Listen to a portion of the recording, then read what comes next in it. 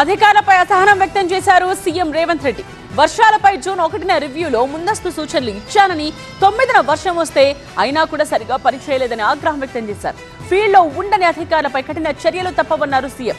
అవసరమైతే తాను కూడా రోడ్డు మీదకు వస్తా అన్నారు.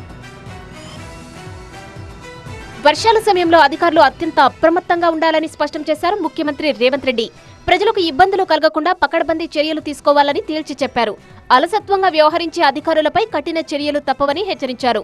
వర్షాకాల సన్నద్ధతపై ఉన్నతాధికారులతో సమీక్షా సమావేశం నిర్వహించిన ముఖ్యమంత్రి జూన్ 9న కోర్ అర్బన్ రీజియన్లో వర్షం కారణంగా ఏర్పడిన పరిస్థితులపై ఆరా తీశారు. సైబరాబాద్ తో పాటు అనేక ప్రాంతాల్లో ట్రాఫిక్ జామ్ కావడంతో నగరవాసులు ఇబ్బందులు పడడంపై ఆగ్రహం వ్యక్తం చేశారు. వాతావరణ శాఖ హెచ్చరికలు జారీ చేసినప్పటికీ మున్సిపల్, పోలీస్, ట్రాఫిక్ సిబ్బంది అప్రమత్తం కాలేదన్నారు. వర్షాల సన్నద్ధతపై జూన్ 1న సమీక్ష నిర్వహించి తాను స్వయంగా అనేక సూచనలు చేశారని గుర్తు చేశారు. అయినప్పటికీ అధికారులు నిర్లక్ష్యంగా వ్యవహరించారని ముఖ్యమంత్రి తీవ్రస్థాయిలో మండిపడ్డారు. జూన్ 9న వర్షం సమయంలో మున్సిపల్, పోలీస్ అధికారుల మధ్య సమన్వయం లోపించిందన్నారు.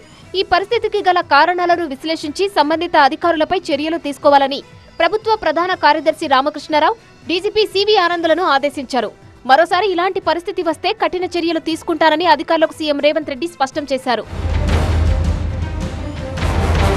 వాతావరణ శాఖ సూచనల మేరకు వర్షాలపై ముందస్తు చర్యలు తీసుకోవాలని అధికారులను ముఖ్యమంత్రి ఆదేశించారు.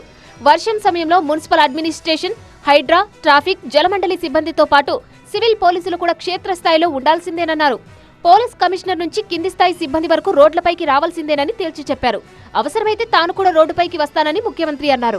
వర్షం కారణంగా ట్రాఫిక్ జామ్ అయితే ఇకపై కఠిన చర్యలు తప్పవని హెచ్చరించారు. ట్రాఫిక్ విభాగంలోని ఖాళీలను తక్షణమే భర్తీ చేయాలని డీజీపీకి సూచించారు. మానవ తప్పిదాల వల్ల సమస్యలు తలెత్తితే ఎట్టి పరిస్థితుల్లోనూ సహించరని హెచ్చరించారు.